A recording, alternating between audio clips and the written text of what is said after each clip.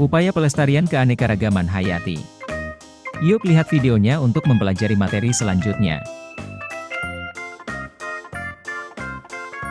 Ada dua metode pelestarian keanekaragaman hayati yang umum dilakukan di Indonesia, yaitu metode in situ dan ex situ.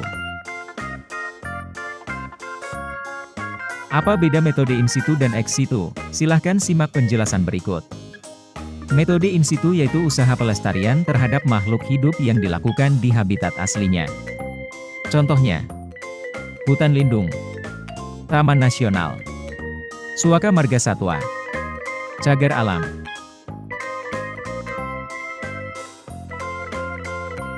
Sedangkan metode ex situ yaitu usaha pelestarian terhadap makhluk hidup yang dilakukan di luar habitat aslinya. Contohnya, taman safari, kebun botani, kebun binatang.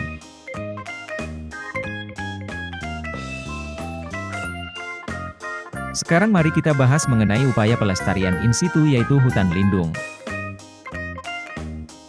Hutan lindung didefinisikan sebagai hutan yang dilindungi keberadaannya karena bermanfaat dalam menjaga ekosistem.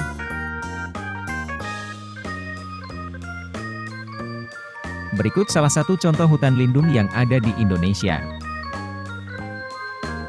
A. Hutan lindung Sungai Wain.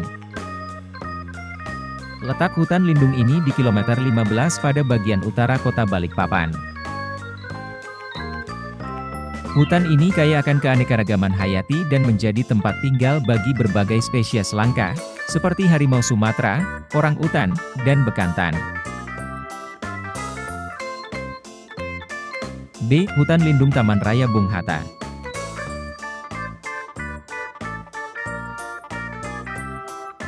Contoh pelestarian in situ yang kedua yaitu Taman Nasional.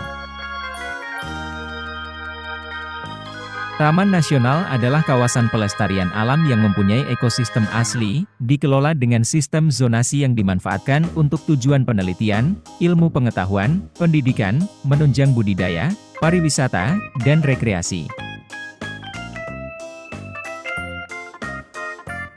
Contoh Taman Nasional salah satunya yaitu Taman Nasional Waikambas.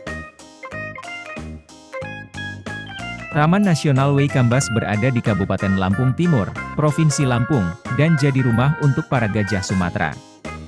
Di sana, gajah dilatih untuk melakukan banyak hal, termasuk bersosialisasi dengan hewan lain dan juga manusia. 2. Taman Nasional Komodo. Taman Nasional Komodo merupakan rumah untuk para komodo, hewan endemik Indonesia yang hidup bebas. Taman Nasional Komodo didirikan pada 1980 yang terletak di Kecamatan Komodo, Kabupaten Manggarai, Provinsi Nusa Tenggara Timur.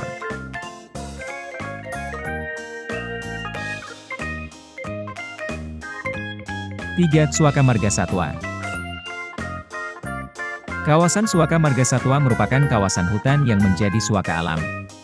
Kawasan tersebut memiliki aneka ragam jenis satwa yang harus dilindungi demi keberlangsungan hidup di habitat masing-masing.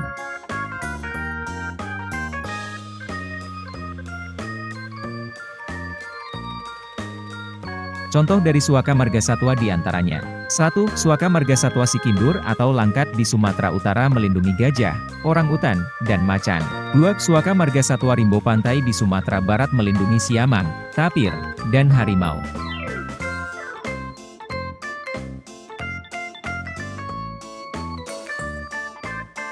4. Cagar alam.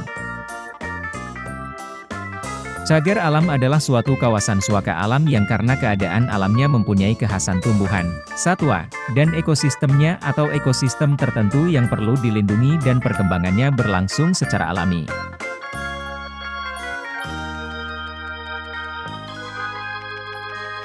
Contoh cagar alam diantaranya. 1. Cagar alam Gunung Lesar. 2. Cagar alam Bukit 30. 3. Cagar alam Kerinci Sebelat. 4. Cagar alam Waikambas.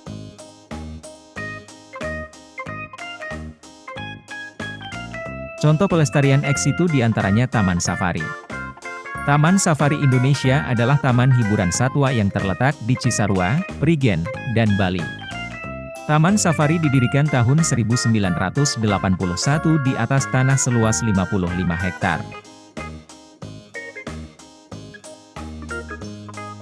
Selain dilengkapi dengan koleksi binatang yang beragam, Taman Safari juga diperkaya dengan berbagai wahana bermain.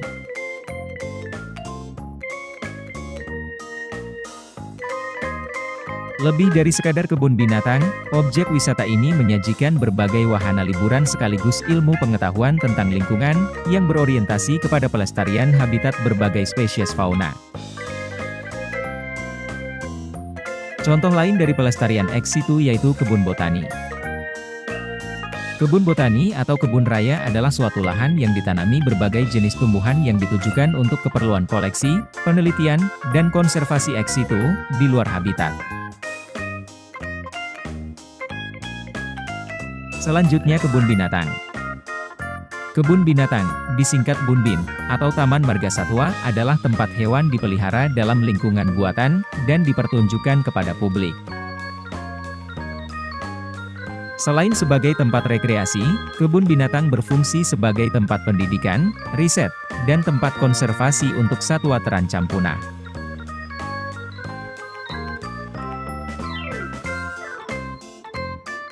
Demikian perbedaan antara in situ dan ex situ.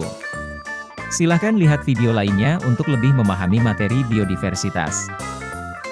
Jangan lupa like, share dan subscribe ya.